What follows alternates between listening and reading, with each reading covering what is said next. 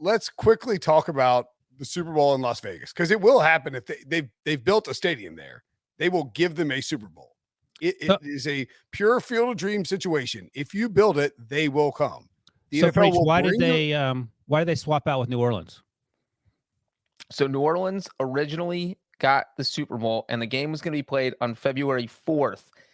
Then when the NFL decided, hey, we're going to add a game to the schedule and push the Super Bowl back a week, that moved the Super Bowl to February 11th. That was a problem for New Orleans because that's when Mardi Gras starts. And New Orleans was like, we have a ton of hotels and it's a fun city, but we can't host Mardi Gras and the Super Bowl at the exact same time. So something's got to give. And we're not moving Mardi Gras because that is set based on, Fat Tuesday and the calendar.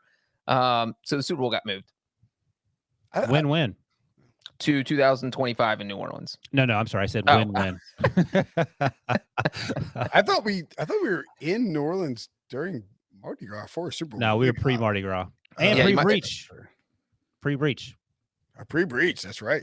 Yeah. Pre-breach. Wilson and I were drinking Redacted on Bourbon Street. It was not pre-breach. It was during breach, but before breach was covering the NFL.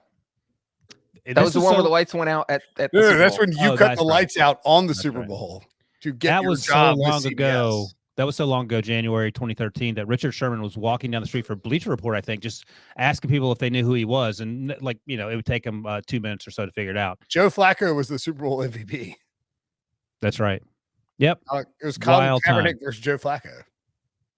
So it looks like as we sit here, Breech, the LA Super Bowl is obviously in a couple of months. Then it's going back to Glendale, Arizona, which it was for the 2015 season Super Bowl. Then it will be at reportedly Las Vegas, 2024 February, and then it goes to New Orleans, which is February 9th, which I assume predates Mardi Gras. Oh, let me ask you each this question. If you had to rank your top 3 Super Bowl destinations, what would you go with? Breech, you obviously have you're like an athletic director. You got the list in your pocket. Are we counting the stadium, the game, the city? Everything. You can factor anything you want into it. Top 3 destinations for the Super Bowl. All right, Breech, you go first. And I think it's tougher for me because I don't have. So here's the crazy thing is that we're going to have. How is it more difficult for you? Because I haven't been to a lot of ideal, like one of them was in Minnesota. That's not a usual Super Bowl host. I got a new one. Everyone was indoors. It was negative 30 degrees the whole time. I'm assuming that's not anywhere near your top 5 list. That is not on my top 3. One of them was in Houston. That's not exactly here's a destination city. I mean, you've lived in like 17 different cities. Pick your top 3, man. You pick one. I pick one. Brinson picks one. You don't have to pick 5. Do a draft. All right, I'll go last. That's fine. Well, Breech is trying to give us his life history. Well, I was going to say real quick is that the next 3 Super Bowls are all in the West Coast, so it's the first time ever that I was going to say all 3 are playing in the Pacific time zone, but is Phoenix on Pacific time right now? I can't remember. I used to live there, and they change it during the season. But why are you avoiding the question? This isn't a difficult question. Which Super Bowl I'm gonna go, no, you know what? I always go last. Phoenix is on Mountain Time right now. First. Oh my gosh. Okay, I actually can't believe this. I agree with Brinson. Brinson, you go first. This is too much. Like talking to my grandfather. Give me New Orleans #1. The best food, the best nightlife. The game was good. Stadium, incredible city, best city to visit in America. New Orleans #1. And the game was good. The Ravens 49ers. Yes. That was a fun week. You can walk around. You don't have to worry about cars and stuff. You probably heard the story, Breech, but I don't know if the podcast listeners have. Debo's probably heard it a million times because I can't remember what I told. But that's when we stayed. We stayed a good ways from the convention center where you had to walk every day for Radio Row and all that. There. Yeah, you like to smoke, and at least you were. That wasn't my thing. But every night I would go to the hotel after we, had a few adult beverages, and I would pass a certain Cleveland beat reporter. No, that was Indianapolis. No, it wasn't. It was 100%. Oh, it was? Yeah. And because I would go down to the front desk and get like 2 tubs of Ben and Jerry's, have the spoon behind my ears. I'd walk up to my room at 2 a.m. to chuck some ice cream before I dozing off to sleep. And I would it was like the walk of shame with 2 tubs of ice cream in your hand. So #1 overall pick, New Orleans for me. I'm going to go with, and Prisco did not like this week. I love this week.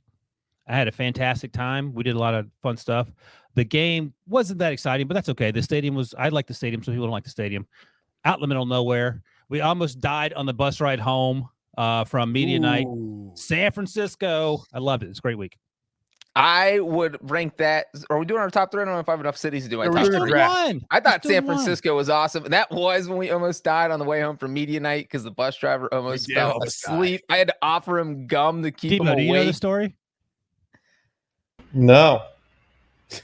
All right, Breech, you were the one that was most awake. You and Prisco were freaking out more than anyone else. Me and Prisco are sitting in the front seat. So the media night was in San Jose, right?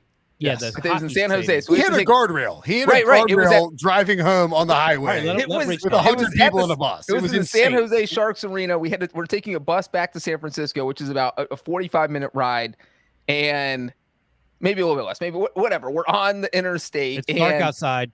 Me and Prisco are sitting in the very front row of the bus. All of a sudden, the bus like veers just a little bit, and like, you know, we've all been there. You're driving at night, and you might just stop paying attention for whatever. Well, hold on, Brinson, you're making that face. But so I'm thinking, oh, you know, the guy just stopped paying attention, whatever, and lost his concentration for a second. And then it happens again. And now I'm watching him closely after it happens the first time, and I see him doing the sleepy face. And how your eyes get droopy. Yeah. And I'm like, this dude has 100 people on the bus, and his eyes are getting. I was like, Prisco, do I say something to him? And Prisco's like, oh, don't worry about it. Don't worry. I'm like, Prisco, we're gonna die if I don't say something. And he's like, Breech, blah, blah. Sorry to interrupt, but before you asked Prisco that, the very first thing you did after the first veer off, and I've never seen this happen on a bus. He was just veering off the highway towards. Breech put on his seatbelt. He had on the seatbelt harness in the front seat of a Greyhound bus, which was that was the highlight. That's why. He also like dove deep into the Tenderloin one night. And then after he veered off for the third time, I was like, does anybody have any gum? I'm offering the bus driver some gum. So somebody had gum. I don't know who it was in the front seat. You guys give me some spearmint gum, and I tap on his shoulder. I was like, hey bro, do you want some gum, because you need to stay awake? And he's like, yeah, give me some gum. And like, he didn't admit he was falling asleep, but he grabbed the gum, put it in his mouth, got perky for about 8 minutes, and then whoop, right back down that roller coaster. But I feel like at that point, Prisco realized that he might die if he didn't keep this guy awake. So he's just harassing this guy the whole way home. Where he's like, hey, man, are you staying awake? Or like, what's happening here? And the guy's like, oh my God. And the people in the back of the bus had no idea how close we were to like crashing twice. It was legitimately dicey. Oh, yeah. Breech put a seatbelt on in a bus. It was very dicey. So that was your number 2 pick. All right. No, that was my top pick. Yeah. You didn't draft yet, did you, Brinson? I took the number 1 overall pick. I took New Orleans. Where? Oh, yeah. Okay, my pick is New York City. New York City. Look, I had never been to New York City in my life. I had never covered a Super Bowl in my life. This is the confluence of events that just caused me to be completely crazy. I was like, I'm just going to go live it up in New York, and that's what I did. I had fun. I covered it. I also was the Seahawks beat writer that week for us, so I was at every... And you did the top 50 Super Bowl moments thing with Wilson that week. Right. And Wilson was generous enough to cover up.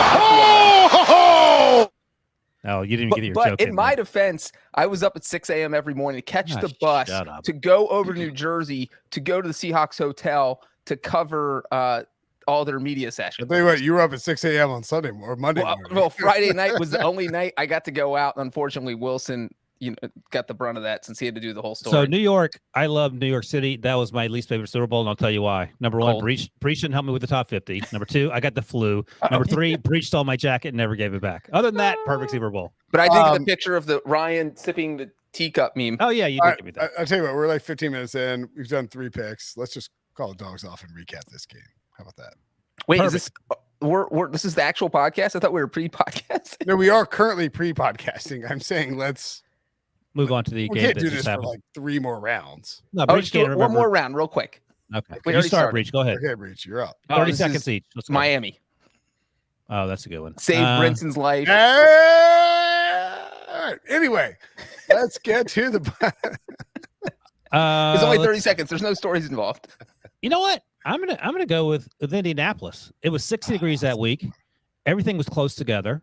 The game was pretty good.